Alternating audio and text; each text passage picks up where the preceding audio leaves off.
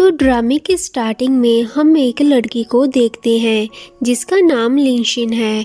लिंशिन अपने डैड की कंपनी में एक मीटिंग अटेंड करने के लिए आई होती है। उसके साथ उसका बॉडीगार्ड भी होता है।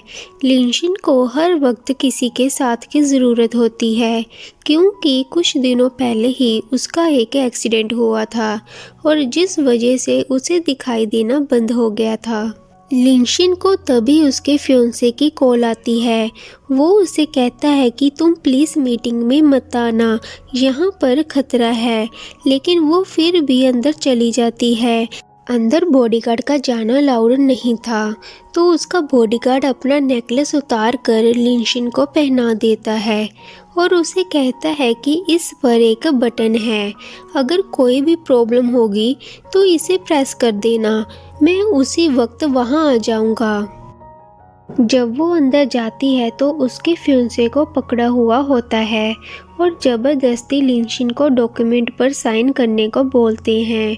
शेयर होल्डर्स कहते हैं कि तुम्हारे पापा की तो डेथ हो चुकी है, तो अब ये कंपनी तुम जैसी अंधी लड़की कैसे संभाल सकती है, इसलिए वो उसे रिज़ाइन करने को बोलते हैं। लिंशिन तभी नेकलेस पर बटन को प्रेस कर देती है और उसका बॉडीगार्ड उसे बचाने वहां पहुंच जाता है और उसे वहां से बचा कर ले जाता है। वो दोनों एक रूम में छुप जाते हैं। जब उसका बॉडीगार्ड उसके फेस पर हाथ रखता है तभी लिंशिन को कुछ याद आने लगता है।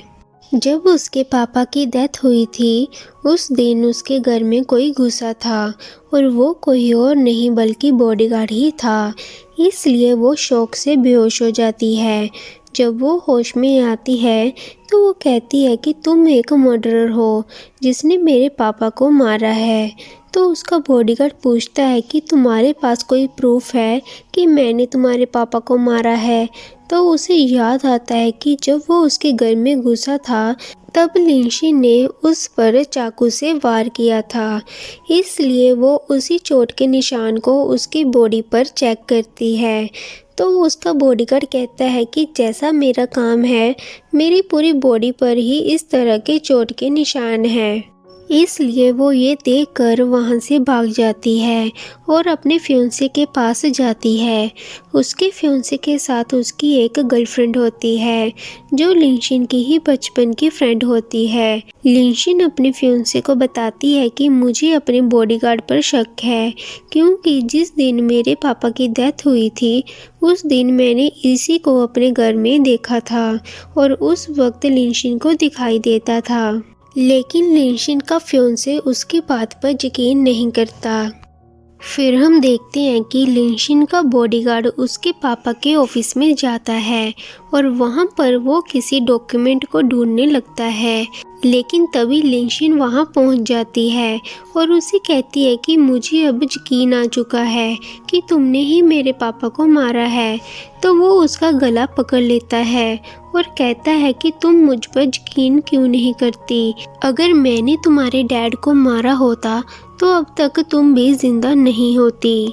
इतने में शोर सुनकर उसका फियोंसे और उसकी फ्रेंड भी वहां पहुंच जाते हैं। लिंशिन अपनी फ्रेंड को सीसीटीवी फुटेज चेक करने को बोलती है और कहती है कि मुझे सिर्फ तुम दोनों पर ही भरोसा है, लेकिन उसकी फ्रेंड फुटेज को एडिट कर देती है और जब वो सभी वीडियो देखते हैं तो वीडियो में सब नॉर्मल दिखाई देता है और उसका फियोंसे कहता है कि तुम्हारे डैड का मर्डर नहीं सिर्फ एक एक्सीडेंट है। फिर हम देखते हैं कि जब बॉडीगार्ड अपने घर जाता है तो वहाँ पर उसने एक आदमी को बांध कर रखा हुआ होता है जो कि असली का बॉडीगार्ड होता है और जिसकी जगह पर वो वहाँ पर जाता है और यहीं पर इस पार्ट की एंडिंग हो जाती है।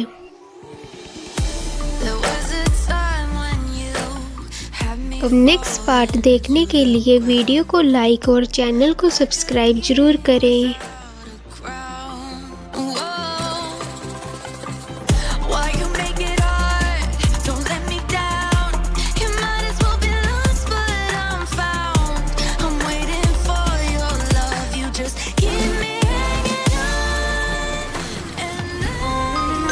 Like, share and subscribe my channel.